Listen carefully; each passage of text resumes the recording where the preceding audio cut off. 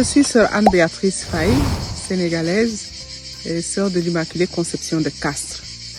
Au-delà de mon expérience du synode, la question de la femme, à mon avis, rejoint dans l'Église l'esprit du renouveau qui a suivi le Concile Vatican II.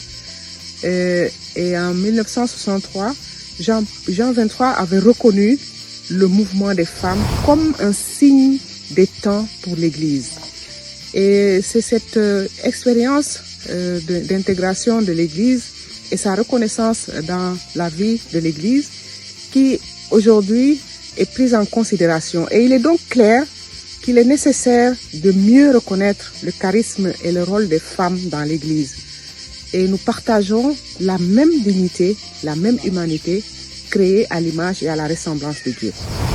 Et en Église, à mon avis, grâce au baptême, les femmes se retrouvent en situation d'égalité, recevant le même don et les mêmes dons de l'esprit, l'homme autant que la femme.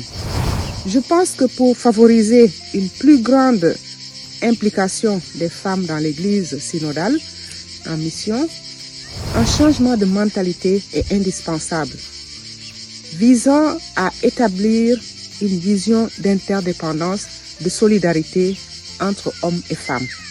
Et à mon avis, cela nécessite de garantir l'accès des femmes à des postes décisionnels au sein des paroisses, des diocèses et d'autres instances ecclésiales. Concernant le diaconat féminin, il est important de reconnaître que certaines églises locales souhaitent les admettre, tandis que d'autres cheminent tout doucement dans la réflexion. Et il est important pour moi que l'Église respecte le cheminement de chaque Église pour avancer vers cet objectif. Il est essentiel d'initier des dialogues ouverts, inclusifs au sein de l'Église, en prenant en compte bien sûr la diversité des opinions et en recherchant l'unité dans cette diversité.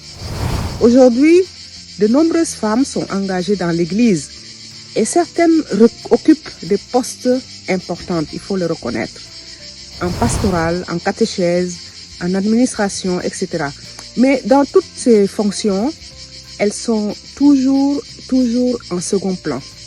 Et structurellement, cette institution devrait prendre en considération et reconnaître la place de la femme dans l'Église. Et dans son exhortation Evangelii Gaudium, le pape François envisage d'élargir justement les espaces pour une présence plus décisive des femmes dans l'Église. Il dit qu'elles doivent être là où sont prises des décisions importantes, ainsi aussi bien dans l'Église que dans la société. Je vous remercie.